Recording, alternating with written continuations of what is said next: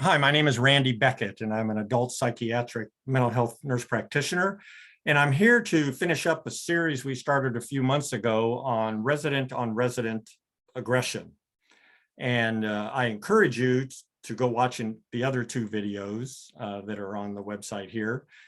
They're on different aspects of resident aggression, and they're short, they're 7-8 minutes.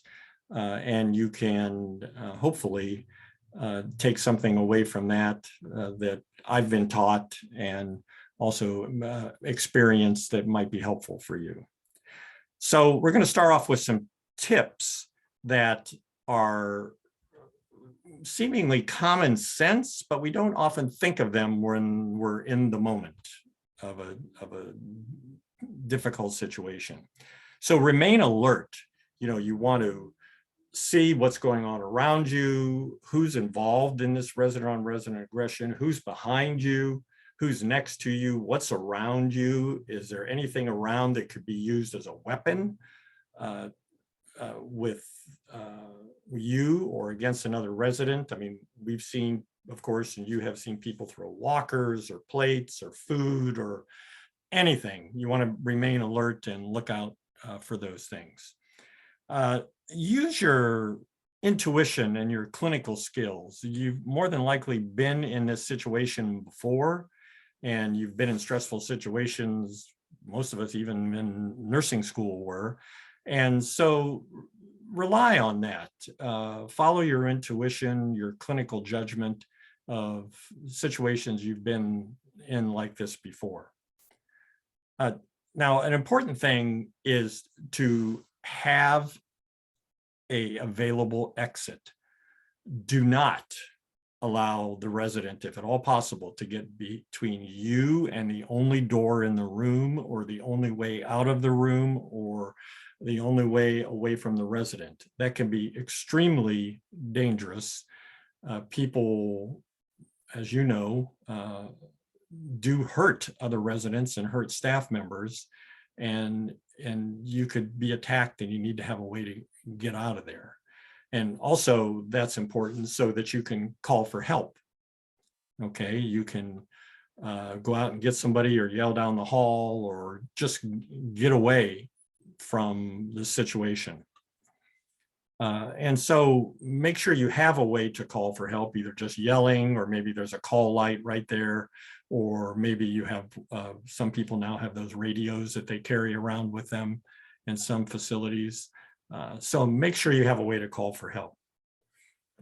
And acknowledge the patient's, residents' fears and hopelessness and helplessness. Be accepting of their emotions, and try to acknowledge their fears at that point. So there is a training called MANDT, M-A-N-D-T training, which I was fortunate enough to listen to a presentation by somebody who is trained in MANDT, and that it's very, very useful. So some ways and general things that I've kind of covered is allow the patient to feel all their feelings. If they're frustrated, acknowledge them. Don't correct them, of course. And I understand how you feel. Understand is such a powerful word.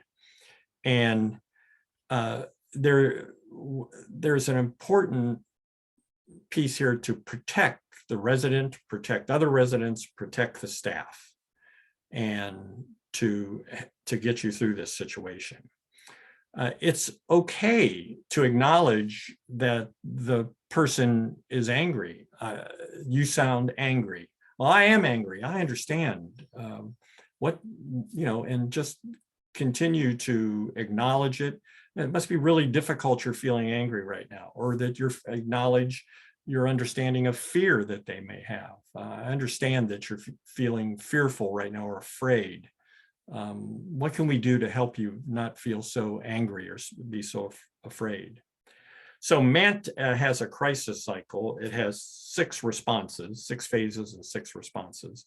Number 1 is removal of or from stimuli. So you want to remove the person from the stimuli if you can. Hey, why don't you follow me for a second? Let's go down here and get a cup of coffee, or let's go get something to drink, or remove the thing that's stimulating them. It could be a loud TV or loud music or somebody making a lot of noise or particular resident they really don't like. I mean, it could be a lot of things, but stay calm, look for the person's trigger, and be an active listener about, and not judgmental about what they're saying. Response number 2 is to offer appropriate options. Avoid either or choices, give them options. As we say, this is so important, I'm going to say it several times, communicate understanding. I understand. Allow them to move freely if it's safe for them and for other people. And, we always talk about in long-term care being person is able to be easily redirected. So diversion or distraction, would you like a Nutri-Grain bar? Would you like, to go for a walk? Help them channel their feelings into a positive direction. The response number 3 is a least amount of interaction necessary. You want to stay calm and not overreact. It's very easily done, I should say, and I've done it, to get stimulated and overreact because the other person is stimulated and overreacting and agitated, and that's contagious. I mean, it's like walking into a room where there was just an argument or where something awful has happened, and you can just feel that vibe, that tension. Anxiety and agitation is contagious. Be careful about your tone of voice. I've done it before, talking with a patient who they got really agitated, and I started to raise my voice and change the tone of it away from being understanding. And it doesn't work, and it just makes things worse. Choose your words carefully. Response number 4 is a structured cooling off time.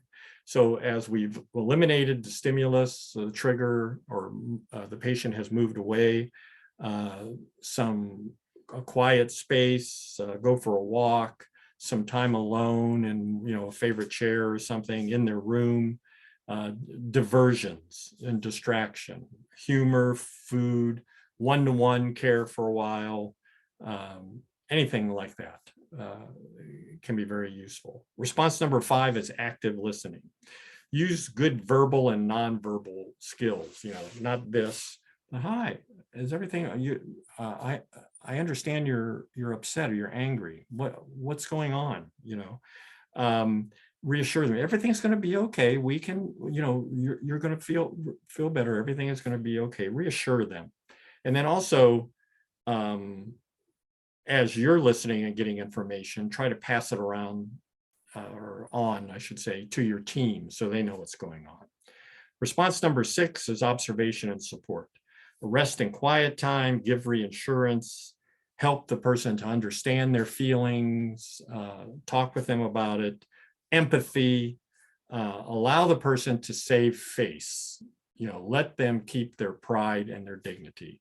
That's all very important, and can actually calm things down and maybe prevent another incident in the near future.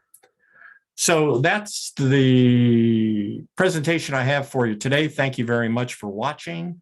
It's always a pleasure to communicate. If you have any questions, you can email at info@encounter.health and ask any questions you might have, and they'll pass them along to me. And thank you very much. And I really appreciate you listening. Bye-bye.